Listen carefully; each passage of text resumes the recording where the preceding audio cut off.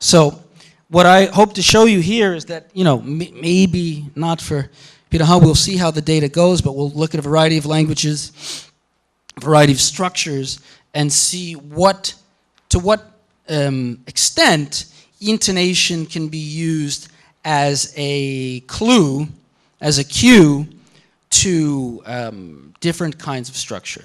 Now let's say that's part one. I'll write that on the board here. Sort of theme one of the course is prosody as a tool. You can move up front if you're sitting back and you can't read from there. These seats are all free. Prosody as a tool to investigate recursion. But then the second question, which is different and is very polemic in a certain sense, is the question of, is there recursive structure within prosody?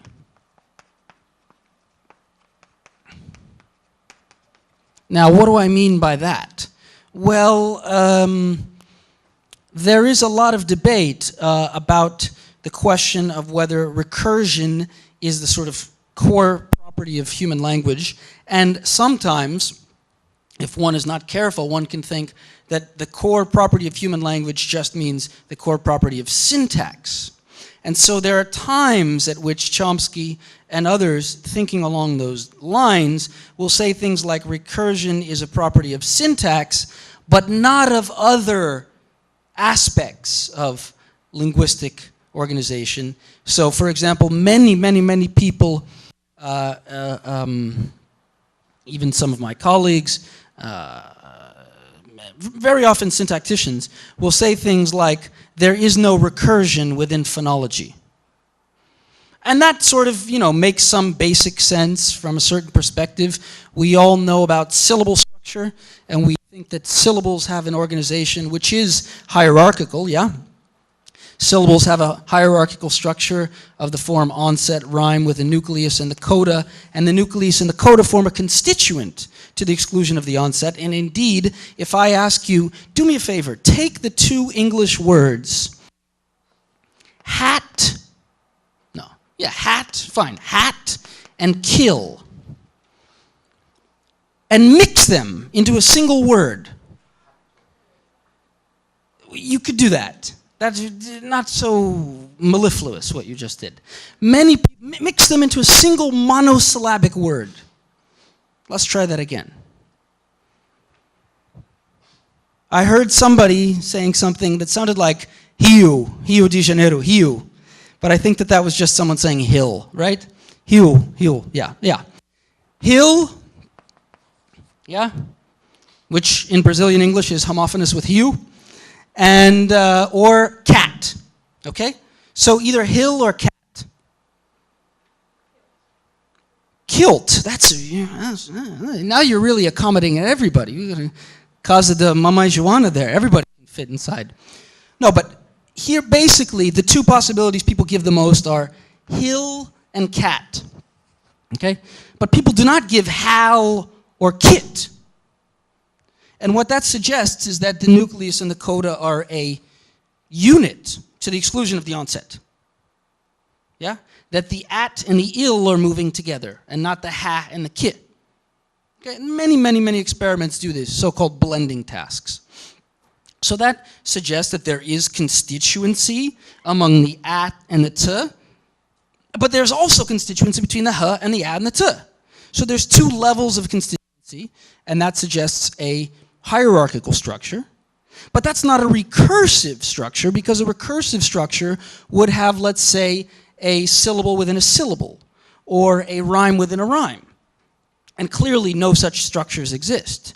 And so if we just quickly equate this with something that looks like we have specifier and head and complement, and this is an XP and this is an X bar, well, we can have an XP inside here, no problem in syntax. But we can't like have a syllable down here. So, we don't have recursion in phonology. Fine. Everyone following along? This is a class, not a lecture, so Hope will be very interactive. At any point I have even used terminology which is unfamiliar to you, your job is to raise your hand. Abraham Lincoln once, you've heard of him? He once said, "It is a sin to be silent when it is your duty to protest." So please protest, even about the fact that you are all well-trained syntacticians, but you've never learned the terminology for syllable structure in English. So what the hell is an onset? I thought that was called an attacky. Well, we're a little, even though the US is very militaristic, we don't use the word attack, we use the word onset. So there's a very easy analogy that's made between the specifier head complement relation within the XP and the onset nuclea coda structure within the syllable. And indeed, we can think of the nucleus in a certain sense as the head of the whole syllable. Yeah? Because you can have a syllable which just has a vowel, but you can't have a syllable that just has a...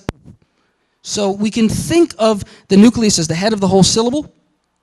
We can think of the rhyme, where the rhyme, the coda consonant, contributes to syllable weight.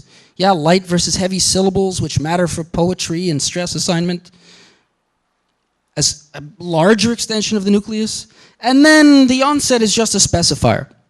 In fact, that relation between the apparent similarity of the onset nuclea coda structure of the syllable and the specifier head complement structure of the XP is so tantalizingly close that a fellow by the name of Andrew, no relation, Carstairs McCarthy, hyphenated, no relation to McCarthy either, Andrew Carstairs McCarthy once suggested that human language syntax with the XP structure was an exaptation. Everybody knows what that is, a kind of modified Gambiaha from syllable structure.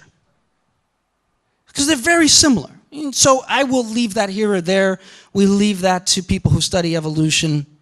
Without a time machine or very serious brain technology, it'll be hard to know. But the similarities are tantalizing. Okay, so we look at the similarities and say, aha, we've got onset nuclea coda in the syllable structure. We've got specifier head complement in the XP, but in an XP we can have an XP here in this position, but we can't have a syllable here in this position. Hence, phonology and syntax are different. There's no recursion in phonology. But, as Tom brings up, there are suggestions in the literature, and that's what the second sort of goal of this course is, to explore, that there may be recursion in phonology, however, not necessarily at this level, at the level of the syllable. Maybe at slightly higher levels of what's called prosodic organization.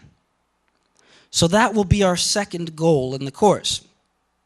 Goal number one, how can we use prosody as a tool to investigate whether a structure is recursive or not?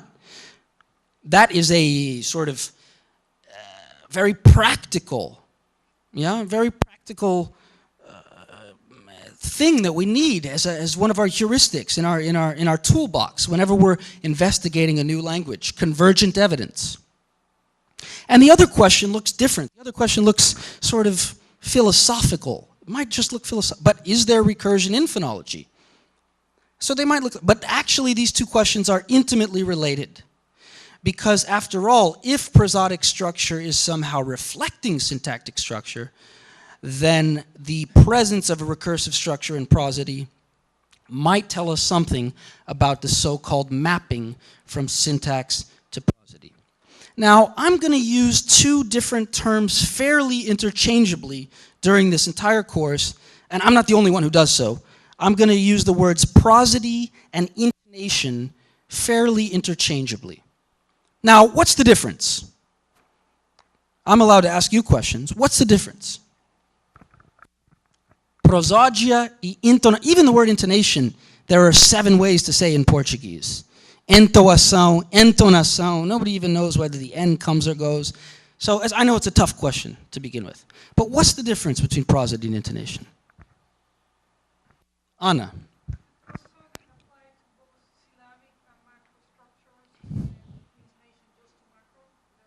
that is a good first approximation. There are two answers to this question I'm looking for.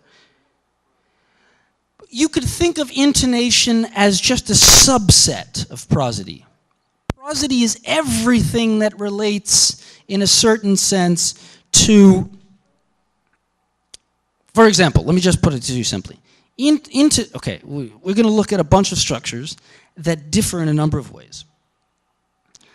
Prosody refers to everything, whether it be the intonation, that is the the sort of tones, if you like, but it also refers to duration, to lengthening, and to pauses, all kinds of other dimensions that are used. Whereas intonation only refers to what's very narrowly called F0, pitch, fundamental frequency. Okay, I also use those three terms interchangeably. Fundamental frequency, F0, and pitch. Okay? That's intonation. Prosody is a bit broader. Prosody includes not only intonation, but also includes durational information and so forth. That's one way in which the two differ. But another way in which the two differ, which Anna just pointed out, is the fact that we also use prosody for a wider gamut of hierarchical structures. So we could even say syllable structure is a kind of prosodic organization. That is, prosody is sometimes used to say anything above the level of consonants and vowels. So syllables, moras, minor phrases, major phrases, utterances, the whole hierarchy, that's all prosody. Intonation refers to just one slice of that, which refers to the distribution of pitch and pitch accents. Okay? So that is all I wanted to say to introduce the course, that we have two main goals, yes? Using prosody to diagnose recursion and looking for recursion within prosody, two separate but related goals. And that terminologically, prosody and intonation are intimately linked. I will often blur the distinction because they refer to the same thing. You should know that they have slightly different extensions in the world. Might we even cut the pie, in another dimension, which says prosody refers to that which has a psychological reality. Prosody refers, if I can put some words into your mouth, prosody refers to that which is mapped from the syntax onto sound. Whereas intonation is just a term that phoneticists might use to refer to that. That is to say, we could make a distinction between, what might be a good analogy? Between something like object perception and geometric lines, right? If I perceive a cube, that's one thing. I perceive a cube, and then we could describe that at another level. Well, I see lines, and I see vertices, and see the geometry. Might we say that prosody is that which has psychological reality, that which is a mapping from syntax and relates to the ontology of objects, whereas intonation is sort of the physical measurement of that. That would be nice if things were sort of that cut and dry. I think sometimes people use intonation with a sense of psychological reality as well. So you're absolutely right that prosody is used more exclusively for the whole, let us say, gestalt perceptual notion of two things in syntax. Yeah, because the thing is, if we all had mental telepathy, everything would be great. But we don't have mental telepathy, and so we need to speak, and we speak not in trees, but we speak in linear order. And so in order to give some clues to the linear order, then there are two things that we try to indicate with our prosody. One is grouping, and the other is prominence. Yeah? Basically, prominence and grouping. And that's another reason why, as Anna suggests, we use prosody sometimes to refer not only to to various levels of syllable structure at the same time. So, for example, if we take these nice and long English words which are borrowed place names without any morphological segmentation from indigenous languages, like Apalachicola. not a soft drink, but a place in the United States. And people pronounce this as Apalachicola, yeah? But there is a sense, yeah, where we have sort of three units, Apalachicola, Apalachicola. And these are called feet. Apalachicola, yeah? And then we have Apalachicola, and cola is the strongest of those. So within each one of those, we can say there's a stronger and a weaker one, a stronger and a weaker one, a stronger and a weaker one. And then from there, we could say, now we group those binarily, binary structure, stronger, weaker. Binary structure. Now we take those and group those binarily. Yeah? And so this one, in this case, this is stronger and this is weaker. And then finally, we group these, and this is weaker and this is stronger.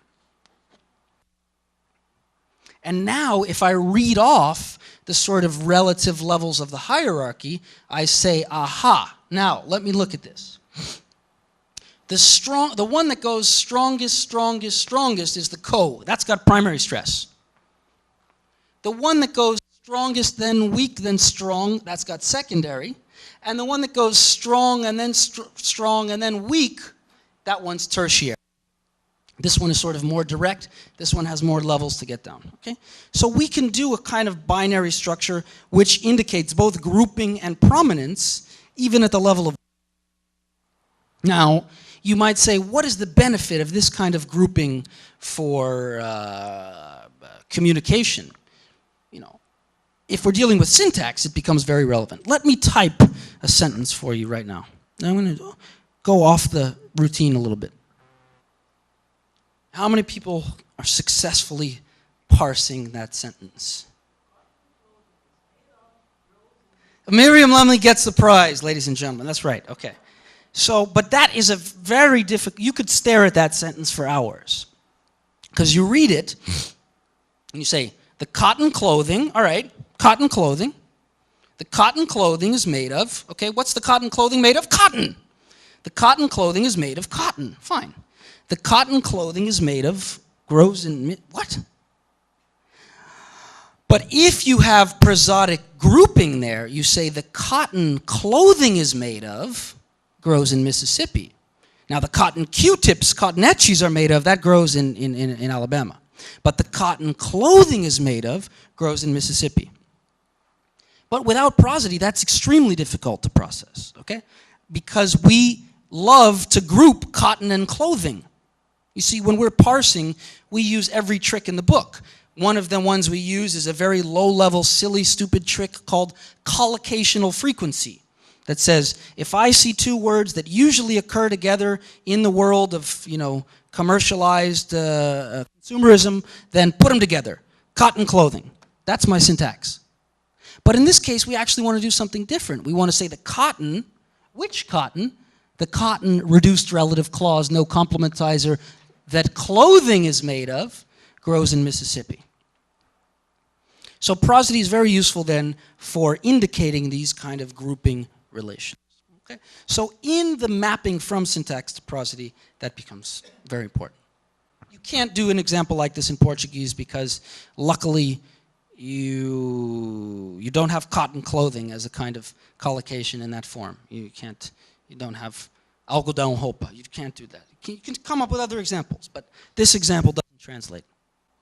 As we have done yesterday in the Sauerland course, I will easily, happily during the break, we can collect email addresses and make a Dropbox so that you can have copies of these slides. Okay? And not just the slides, the sound files, which as you'll see will become crucial in just a moment. So this ambiguity here, well, it's not ambiguous. It's not actually ambiguous. But this illustrates what's called a garden path, right? Because you read this, and then your parser says, I know what that is. That's cotton, and then you get taken down the garden path. That refers to an old, you know, Alice in Wonderland type world where going down the garden path was going the wrong way. So you're taken temporarily down the wrong way. And then you have to get out of the garden and reparse the whole sentence with clothing is made of as a reduced relative clause. Not as the head noun, which cotton is modifying as an adjective. The head noun here is cotton, not clothing. All right, so now this is fine. Even this example which I picked, I tricked you with this example because this has a reduced relative clause. Now, what's a reduced relative clause? No complementizer, exactly. This is a reduced relative clause because it doesn't have the word that. Okay. Now, sometimes we deal with languages where all clauses are reduced. That is, suppose that we have a language like Pirahã, or at least Pirahã the way it's been described by Everett, you don't know, but a version of Pirahã, which doesn't seem to have complementizers. Then we always have this ambiguity, and if we just see, and we have an even bigger problem. If we just read things in a grammar that's published by Unicampi Press without the accompanying sound files, we don't know if that was a reduced relative clause or what. Suppose you just get this sentence in a book, and without Miriam Lemley to read the prosody for you as a bedtime story, you're going to be stuck on that page for 10 minutes. And if you're a linguist and your theory depends on it, you're going to be stuck on that page for a lot longer.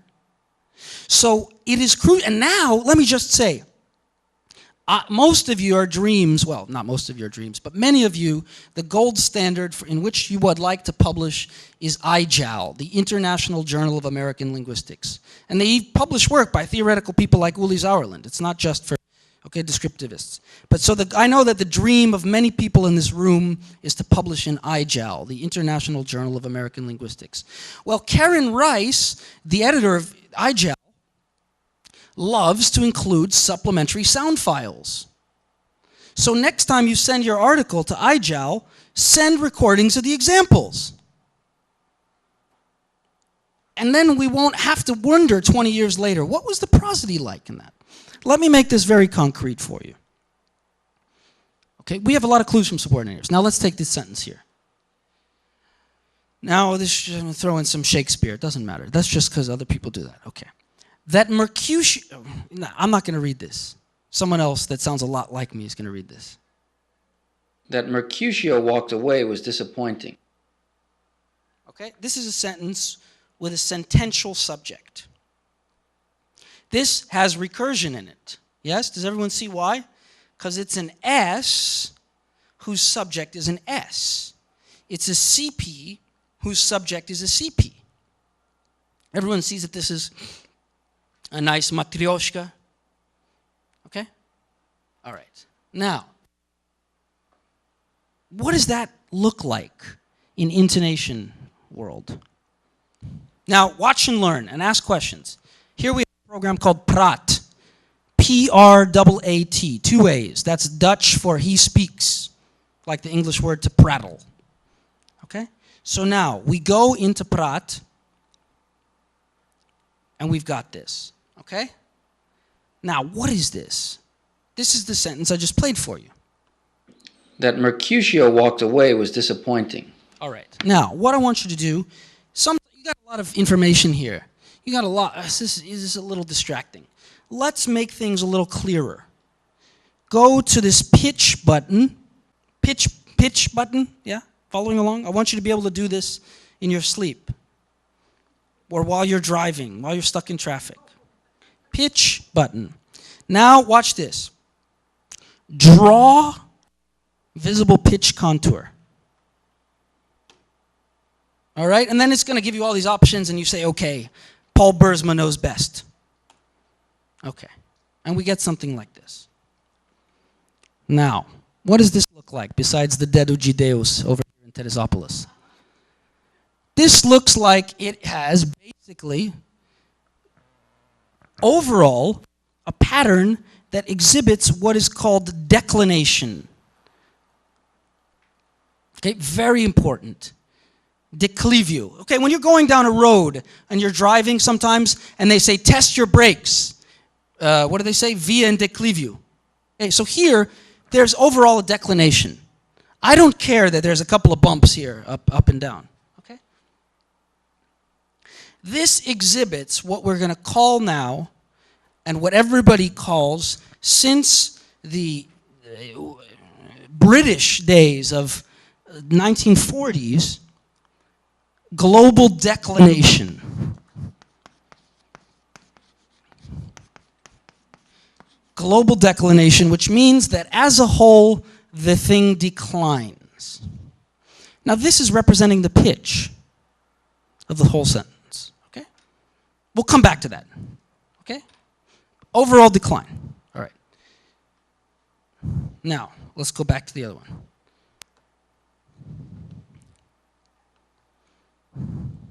That Mercutio walked away was disappointing. Okay. I'm sorry that you chose to sit in the back row. You can sit here, you can still move, but if you can see this, you see that there's overall a decline. Okay, I can fit a nice line to this. Okay. Now, let's look at another sentence. Mercutio walked away. That was disappointing. Mercutio walked away. That was disappointing. What's the difference between these two sentences? If you're reading a book, how could you tell them apart? First of all, there's a period here, punctuation, a recent technological invention. There's a capital T there, also a recent technological invention. How else?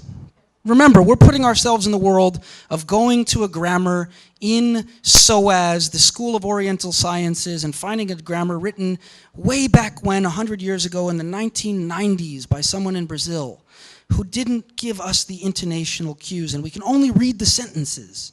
That's an analysis, a junction. But how can I tell by looking? The big T and the dot, but what else? The movement of that. Okay, here we have that at the beginning.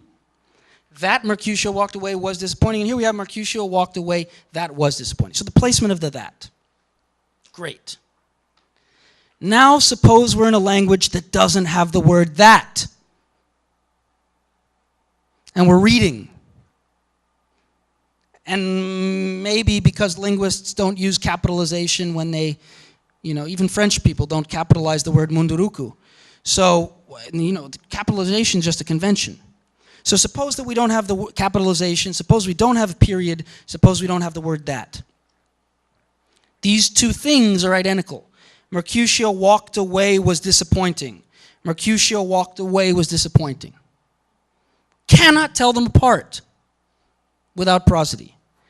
But now, luckily, the year is 2090, somebody was nice enough to include sound files with their article, and we throw it into Prot version 17.5, and we see something that looks like this. What does that look like? I'll show you here. Take the paratactic version, open it up, and now we do a pitch extraction. Okay. What do you see here? The same? Look again. That's why I put them on the same slide. Two different declinations. Here we have a declination to here, and here we have another one starting up again. This illustrates a crucial thing which is called declination reset. Everyone know what the word reset means? Very important word. I don't think reset has a real translation in Portuguese. Maybe zerar is the best. Zerar is the best. Zerar, I like that. Going back to zero. But it's not really zero, but that's okay. When you say zerar, you don't always mean zero. But you see the point? You start again at roughly the same place, and you end at roughly the same place. What this means is that across a sentence, you have declination, declination, declination, but then we started a new sentence. That was disappointing. Whoop, start again, and decline all over again. Okay? So, let me tell you one of the most important things that you can ever learn in Prot. You got a nice picture like that, and you see edit. Now you do something very important. Erase all. You got to do that. Otherwise, it's going to keep painting a palimpsest. It's going to keep painting on top of the same picture. And that's a feature, not a bug. Some people want that, but we don't want that here. You see that here there is an overall declination. Here, there's a declination, but you go back up, okay? I mean, it's interesting to say. If I had asked, it's an interesting, think about it this way. Suppose I had asked you to take those lines and group them into two groups. Okay, you might even think about how would you do that. With it, you take just a person on the street and you say, draw circles and group these into two groups. They would most likely group these into two groups. Whereas if you said group these into two groups, yeah, they might do something like this here, but they could group it in other ways. It's not as obvious, okay? They might prefer to say I have one group. Now, probably all of you are asking yourself a very puzzling question right now that you're maybe too shy to ask. You say, well, I should know this, but I don't know and I'm not going to. No, I didn't tell you this. Very important question. Why are there discontinuities here? Why are these not nice, smooth, buttery lines that go like this? Don't worry, that comes off. We have a very good cleaning staff here at UFJ. Okay. But why is that not all connected like that? Consonants. Not just any consonants, but consonants. Okay, here is an interesting side note, very important. When we take the words, let's say, ada and ata, yeah? When you take a word like ata, you've got this thing here. I know that some of you, but this is called your vocal folds, yeah? And these things are constantly vibrating. And their natural state is to vibrate. You know, when you come in from doing shopping and you got some heavy bags and you finally sit down on the couch and you say, okay? Your natural state is for your vocal folds to vibrate. If you want to pronounce a consonant like p, t, k, you have to actively prevent your vocal folds from vibrating. Your brain has to send a command to the muscles that say, don't vibrate. The default is for them to vibrate. And so when you have a consonant like p, t, k, s, a voiceless consonant, there's no pitch going on. And so these interruptions are going to be caused by consonants. Okay? That's unavoidable unless we have a language that has no voiceless consonants. And guess what? There are no such languages on Earth. So that's unavoidable. Okay? So, but that doesn't mean that the brain is not not sending, that the syntax is not sending commands to the prosody then. It's just that they've been obscured, right? It's just that you are looking at the nice mountain range in Teresopolis, but you're looking through a barred window. You're looking from jail, and so there's bars, and so you can't see the bars. But the mountain range is still continuous. Okay? Everyone understand that? So I know that this can be a little confusing because you see that and you say, well, wait a minute, that doesn't look like a smooth pitch track, but that's unavoidable because all languages have voiceless consonants, and voiceless consonants are always going to be periods at which there is no pitch. Because pitch, after all, is periodic. Yeah? Does everyone know what periodic means? There is a frequency that repeats at even intervals. Anything. That's periodic. But that's not periodic. Pitch is periodic. So anytime that you have voiceless consonants, you're going to have aperiodic interruptions. And actually, just a very small side note, but this is really important to understand the bigger picture. Why do babies have higher pitched voices than adults? It's not a matter of learning. It indirectly has to do with maturity, but there's a much simpler explanation. Size. The size of a baby's vocal cords is much smaller, which means that it can open and close much faster than a big vocal cord that is just slower to open and close. And so the pitch of the voice is the number of times that the vocal folds open and close per second. Smaller vocal folds are going to open and close more per second than bigger ones, which take a longer time to open and close. Now, that's not the whole story because I can sing, and I'm not changing the size of my vocal cords. I can send specific commands above and beyond. But the default pitch of my voice, or anyone's voice, is in part determined by the size of their vocal cords. And the reason that I'm telling you this is because this indirectly shows you that when we talk about frequency, we mean that in a very straightforward way. How frequent is the open and closing of the vocal folds? If it's very frequent, that's a higher pitch, high frequency. If it's not so frequent, that's lower frequency, that's a lower pitch. That's why we use the word frequency. Many people don't understand what's the relation between the word frequency and pitch. The relationship is the muscles that are opening and closing more or less frequently. Anna's question is, okay, let's go back to the pictures here. We have said that declination is a property of, well, I actually didn't say it yet, but that it's a property of a sentence or of a clause. Let's just say of a CP. Okay? Well, it's very important finally to say what that is. So remember to press me. I'm lying to you right now. Remind me to tell you the truth later. Okay? But it is a property, let's say, of a CP that you have declination in it.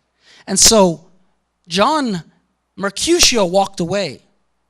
That is disappointing. 2 sentences. How do we know?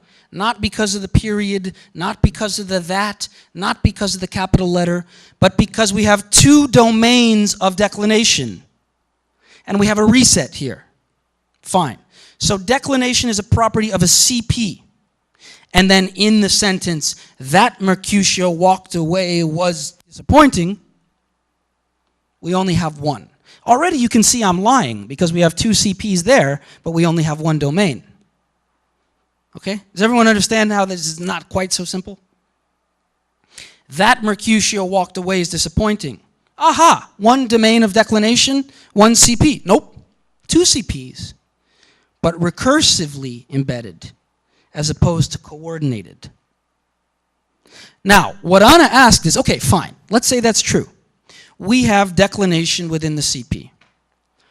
But why do humans have that? I don't know, okay? We can think, and I don't think anybody knows. I've combed the literature. We can keep combing.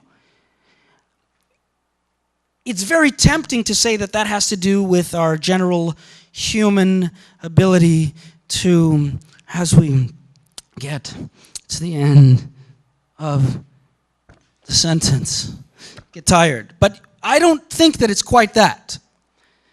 I don't think that it's quite that. Because all we need to do is put in a period and we pep back up and start right back up at the top of the sentence again. So I don't think it's quite that. You could turn the thing around exactly and say, you know what, Anna? It could be exactly the opposite. You could imagine a world in which you had global inclination. And then you'd know you had 2 sentences because you started at the bottom again. Does everyone understand? All we need is a world in which there is a consistent cue. Whether that cue be declination all the way and then reset back up, or whether we lived in a counterfactual world where that was inclination all the way and then reset back at the bottom. Either might work for the question of parsing. So there is some interesting question about the sort of universality of prosody. Now, there is a very interesting, this is a side note, but those of you doing field work, I know one day, 10 years from now, you may have an aha moment, okay? Because some people have claimed that it is universal to have rising intonation in yes-no questions. Now, I live in England, and I already know that's not true. Did you bring your umbrella? What? What do you mean? Are you telling me? Are you asking me? Right?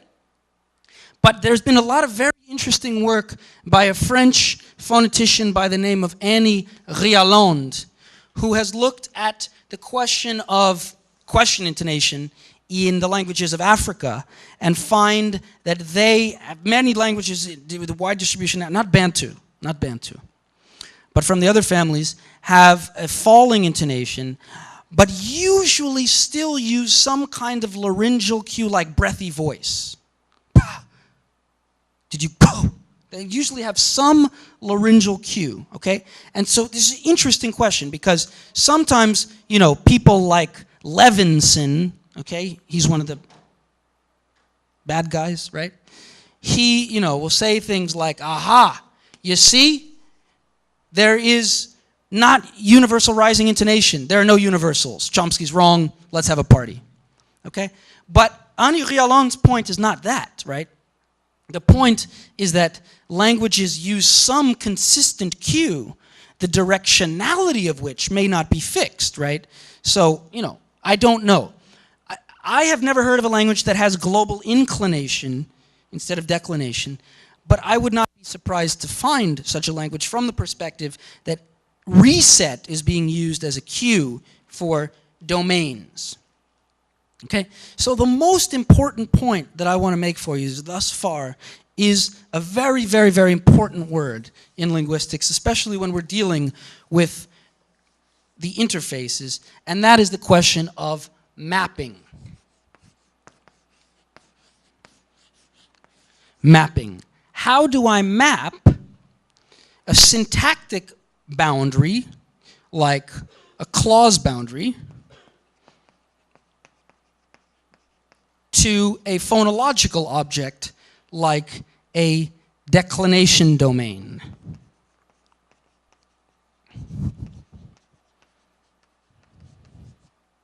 Yeah? That is the central question which evolution has apparently endowed humans with the ability to do, is to map these very abstract compositional, computational objects like clause boundaries to physical properties like declination domains. But it could have mapped them to something else, like inclination domains, or breathy voice domains, or nasal domains. Yeah, you could imagine that you had a nasal at the beginning of every sentence. And maybe, according to Arion Rodriguez, some languages do that. Arion Rodriguez has this paper, which is called Silence. It's called Silêncio. You know the title of this one? Silêncio, Nasalidade e a Busca do Universo. Alguma coisa assim. No. Silêncio, Nasalidade and something else. Published in the Proceedings of Pucci, Rio Linguistics, 1983. Very obscure paper. But I have it in PDF if you want. So this paper, he says, look, there are some languages that seem to start sentences with nasality. Okay, so this mapping question is, so Anna, I don't know. I don't think that it is simply due to articulatory laziness. It could be, however. I wouldn't rule out the possibility that there is that minor tendency in humans to have declination as a kind of articulatory side, and then that was co-opted and said, hey, look, we can use this for something useful, namely delimiting domains. The honest question is that reset qualitative or quantitative? No, this really is a qualitative factor. And, you know, of course, if you want to show this in a language, then you're going to have more examples. But just so that you can, let me just show you the types of things that, you know, real intonationists do. I'll show you some nice graph. This is by Carolyn Ferry. She's really good at this stuff. And Hubert Trockenbrot, who also works on this. Okay, just to show you some examples of what this would look like. We'll come back to this, okay? But this is an experiment they did. Just one second, bear with me. This is an experiment they did. And, you know, these are the types of things that they end up doing. Okay? So they end up looking at, in clause initial, okay, so they have these are different kinds of sentences. We're going to come to this.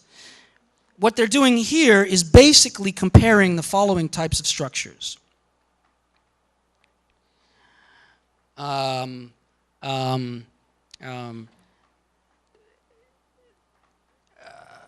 Three plus 5 times 6 versus 3 plus 5 times 6.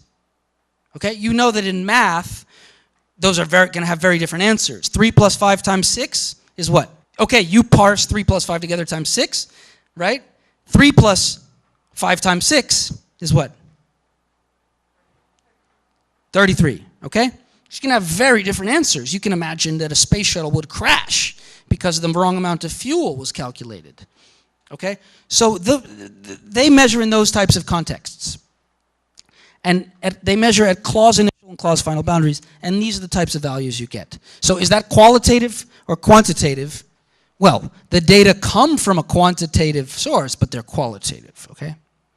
So we'll come back to this. But the point is that ideally, you might want to have a number of examples. But now I want to make a very important point of question. Okay, some of you might say, you know what? I took that class with Andrew Nevins, and I saw that, you know, it is important with languages that may not have a complementizer to include the sound files. And so, you know, next time I'm going to include the sound files. But you know what? I didn't do the statistics, so I'm not going to include. No, always include them. Okay? Don't worry. Some data is better than none. Ideally, of course, we want to have, but if you put that as the supplementary material in your paper, I don't know if you know this, but many journals, you have the article, and then you have what's called supplementary online appendix. It's not in the paper, but it's on the website of the paper as an additional sound files. There's no reason not to do that. There's plenty of space. These journals have more space than they have a Dropbox account the size of this university. So don't worry about it. Just to give you an example, let's turn to a very, very, very nice paper by Marianne Mithun. Okay. And I thank Uli for bringing this paper to my attention. That Mercutio walked away was disappointing. You can hear that right away. You hear what's the highest peak there in the sentence? What word had the most prominence there? And what syllable actually had the most peak? Q. Good. Mercutio walked away. That was disappointing. Now what are the highest ones? Mercutio and that. Okay? You can feel that intuitively. Okay. So now, what does Marianne Mithun do? Okay. This is great. This paper by Marianne Mithun, what is it, 2009 or 10? Okay. She's working on Mohawk. Now, Mohawk is an indigenous language of North America, and Mohawk is a language that, like many languages, you don't come across clausal complementation of the I think that it is raining type every day. And Mithun is, you know, a very diehard, I would say functionalist, not a generativist of any sort. But she's still interested in knowing the question of how do languages change. Now, one of the things that came up in Uli's class was the question of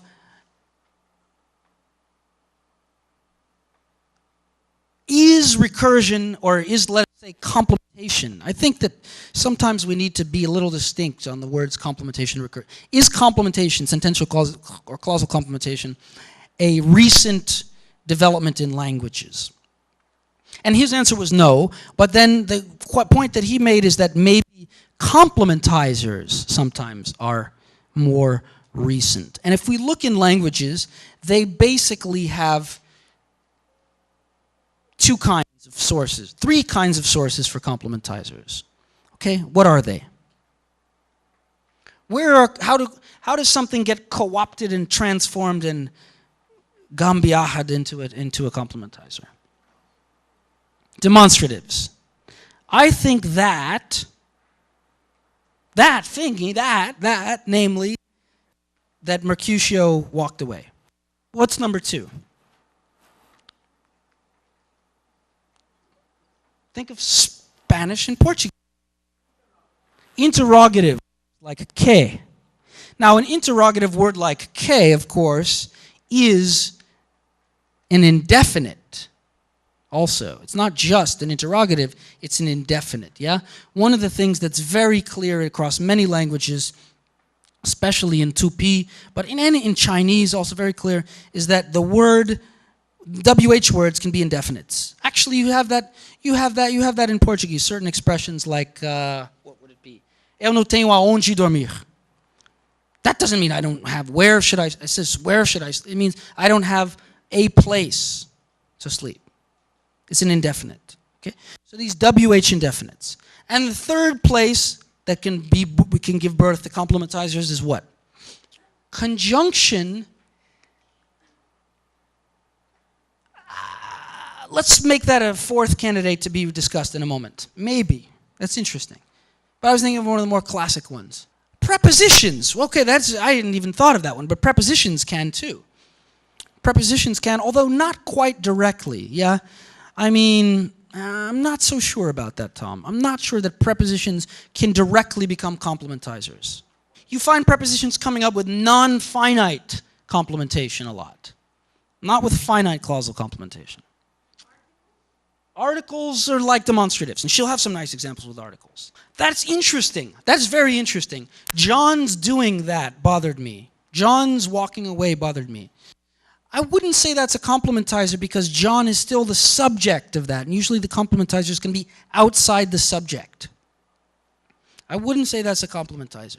They do allow certain kinds of structures, but I would not say those are complementizers because the complementizer introduces the whole complement, and that's already coming after the subject.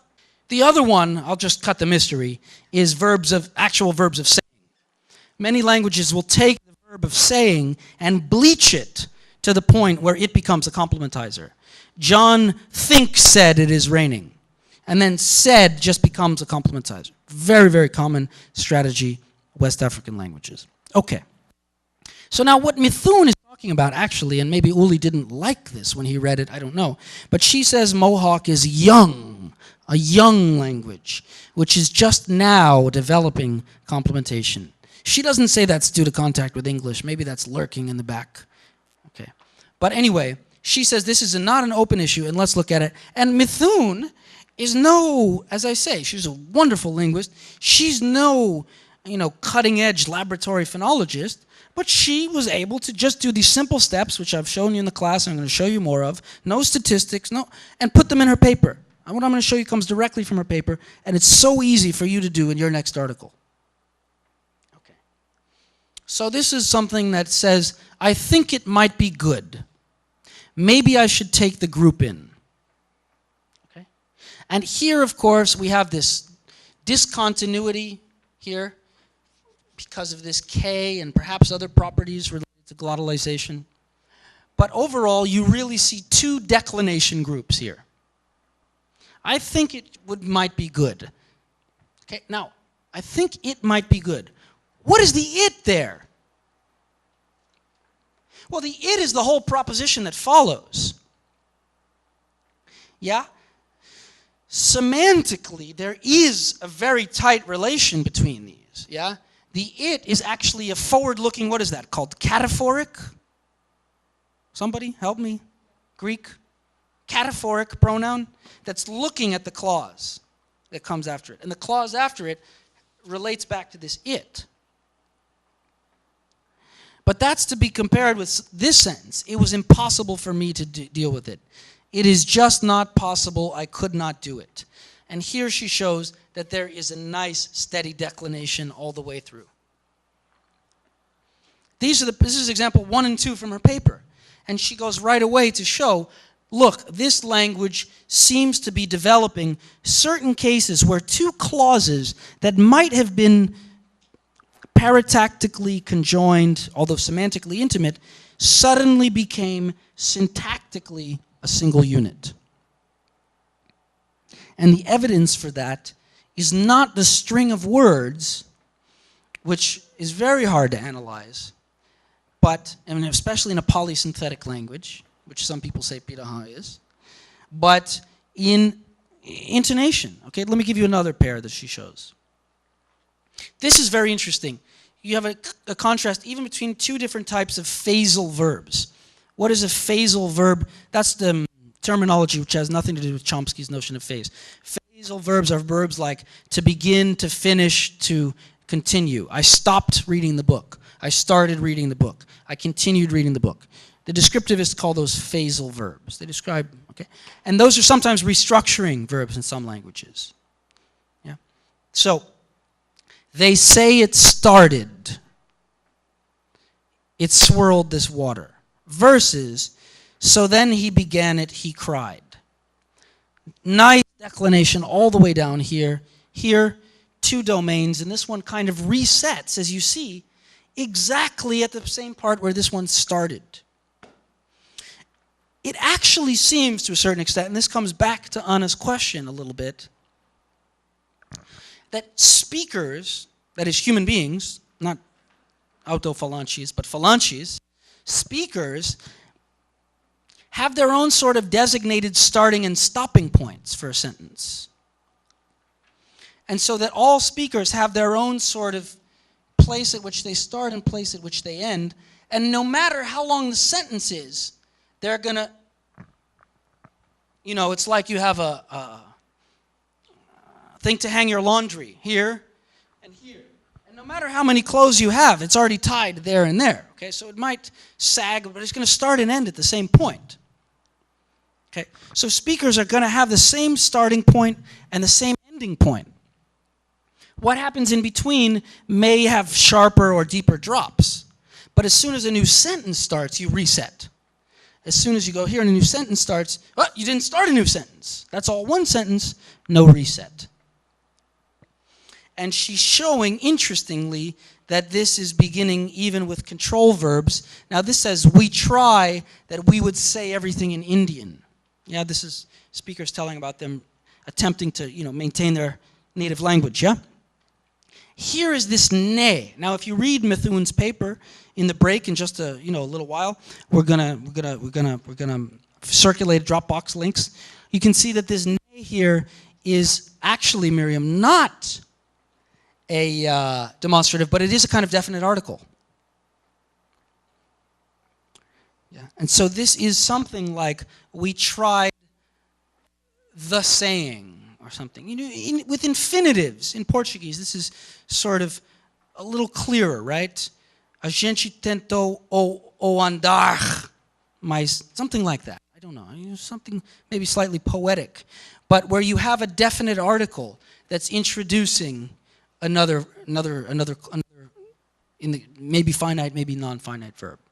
And so what she's showing, the larger point of this article, is to show the evolution within a certain language of complementation structures from using definite articles. But she uses intonation evidence, and there's no mystery there. Okay, so I want to show you guys the steps to do this in the course. And one of the most important things that I can encourage you to do while you're doing this in Prat is something which is called a text grid. Okay. Okay, so pay very close attention here. My brother's daughter is 2 years old. Let me skip ahead. Okay. Both Lysander and Demetrius and Hermia. Okay, let's skip ahead to this. Okay. This is a nice little test you can use, by the way. I asked this in my question to Raphael during his presentation. Not all languages have this. But there's a nice resource some languages have, which is a word like respectively. Everyone knows what respectively means? I don't know if respectively in Portuguese works the same way. Can you say, João Pedro e Gustavo são de São Paulo e Rio, respectivamente? Okay, so you don't know what respectively means. No, I'm just kidding. If you know what respectively means, that sentence should be bad. Okay? João, Pedro e Gustavo são de São Paulo e Rio, respectivamente. That's bad, okay? You have to, respectively means you have the same number here and the same number here, okay? Okay?